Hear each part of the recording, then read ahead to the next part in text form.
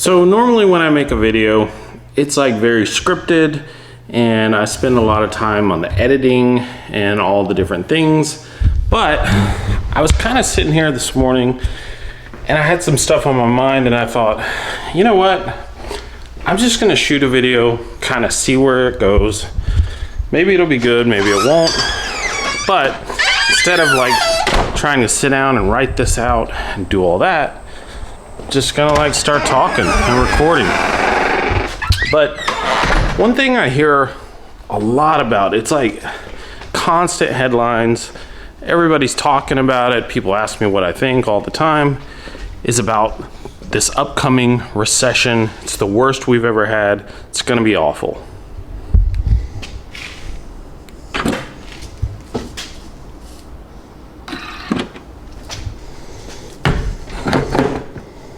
But really, like, why is it gonna be awful? What is so scary about it?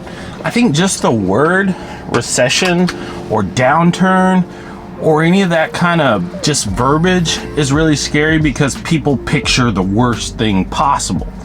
They picture economies crashing, just everything falling apart, millions and millions of people losing their job, just everything horrible that could happen is gonna happen, and you're gonna be screwed just like me. But I think the truth is that most of the time it's not like that at all. And even when it is like that, it doesn't really affect everybody. In 2008, when everything crashed, I was in the oil business and I was in Texas, and we were almost completely insulated from all of that. I didn't really see anything except for the price of oil dropped for a couple of months and then popped right back up. But the reason that this stuff is so scary, think about this. I did some videos a while back where I said I bought $10 million worth of real estates. They were strip malls and I paid cash for them, but most people don't do that. And if you were going to go in and buy that real estate, most of the time people would put like maybe 20% down. If you put 20% down on a $10 million strip mall, it'd be $8 million. And that's not cool. So in a recent video, I talked about how I bought $10 million worth of real estate. I paid cash for this real estate, but most people don't do that. And if you had financed it, let's just say you put 20% down, well, that's gonna be $8 million. If you're financing $8 million over the course of a 30-year mortgage, back then, or over the last few years, you could have got a mortgage rate as low as like maybe 2.5% because interest rates were really low. And the payment on that would have been something like $39,000. Well, those assets produce around $40,000 a month. So in theory, a lot of people would buy real estate and just have the rent make the payment, and then they would just sit on the property. And if you sit on the property 5 or 10 years, you can double or triple your money, and you're just kind of creating money out of nowhere. Okay, today, mortgage rates are more like 5.5%, 5.75%. So that same piece of property that I bought for $10 million, if I was gonna go in and finance it, that same payment would be about $58,000 to $60,000. So I couldn't go in and buy it and just sit on it and let the payment or let the rent make the payment. So what has to happen is values can get depressed, and that piece of property might have to come down to like, you know, $7-8 million before the numbers line up, or the rents have to go up. And that's one of the reasons that that is so scary when they start talking about recessions and interest rates going up and all this stuff. The other thing is, if you're going to grow, like as a business, most businesses finance equipment and all the things they buy all the time. If you're going to go buy equipment now, it's much more expensive than it was, you know, a year ago.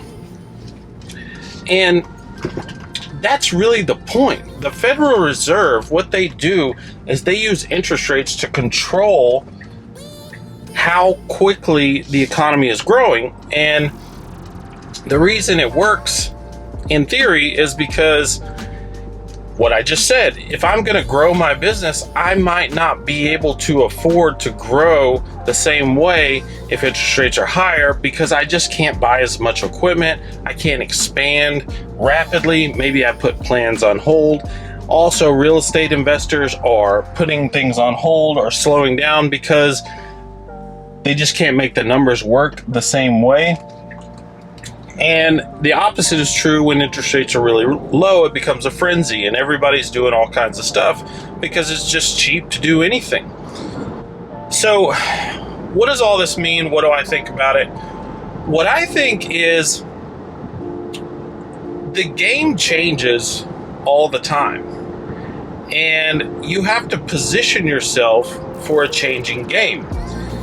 If you're taking extreme risks and you are overburdening yourself with debt, you are putting yourself in a position to fail anyway. It doesn't matter if there's a recession, doesn't matter what happens.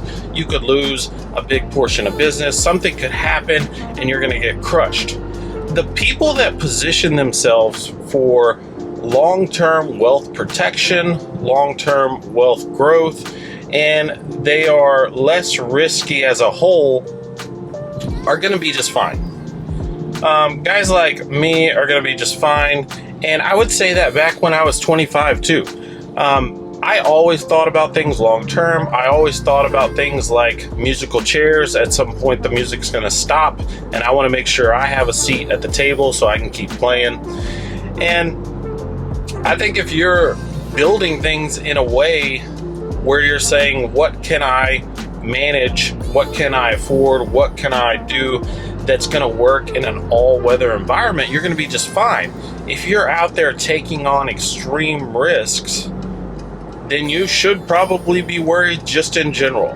I don't do that kind of stuff because I want to sleep at night. But if you're,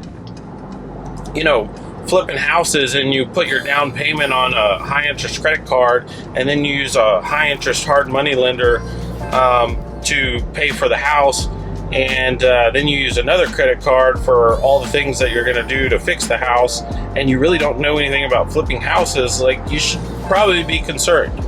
Like, that's probably not the best plan. And anyway, I think it's just a good platform to have the conversation of, like, what are you trying to do and what kind of position are you putting yourself in, and what's going to happen if the music stops.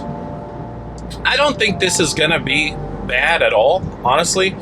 I own a few businesses and I talk to a lot of business owners, and this is like what I look at all day, and there's some things that are concerning, but the American economy is very resilient.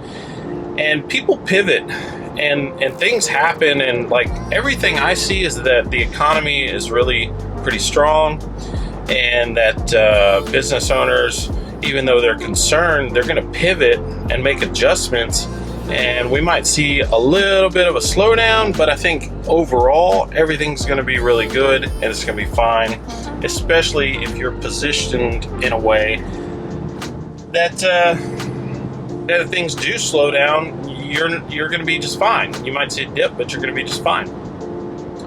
I don't know. Tell me if you like this style of video. I'm going to put another video up right here, and I'll see you soon in the next one.